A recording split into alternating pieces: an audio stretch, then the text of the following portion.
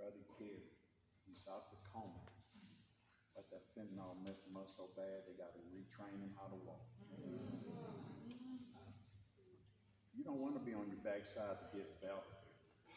Amen. Or just a preach word. Don't get sick.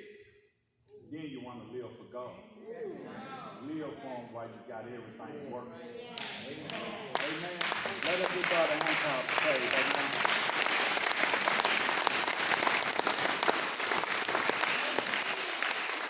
You got anything?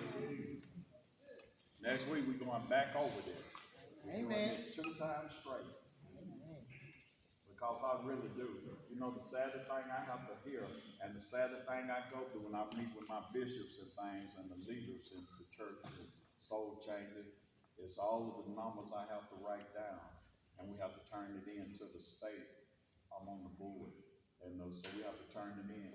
And when I see that number over there, all of the men and women that come through soul change within the year, we have to go year by year by year. All of the men and women that come through soul change in the year. There's more of them that fall away than the ones that still stand. Come on. And I could take, for the last 3 years, I could take both of these hands, and it might just be 10 still standing. Yeah. Out of almost 2,000 something. That's why I tell y'all I preach the truth. And I be trying to tell y'all change.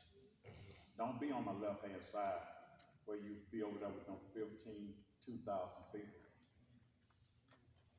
Be over here where it's just 10 so you can make that grow. Amen.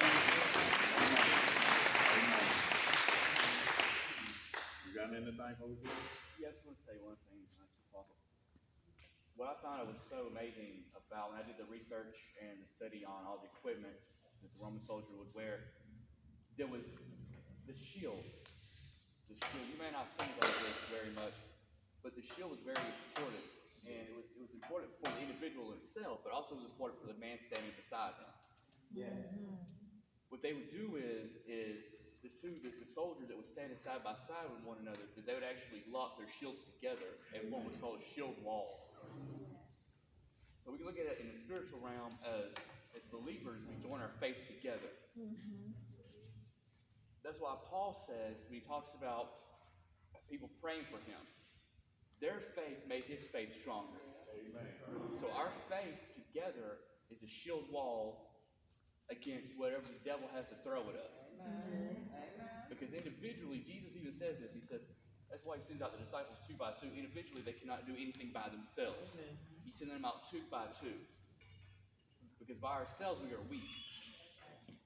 But as a unit, an army of God, an army of faith, as a unit, we work together as a unit to protect one another, to pray for one another, and to hold one another up.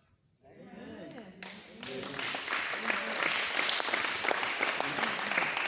And we're coming in, but y'all want y'all to look at this last thing with this shield, like he said.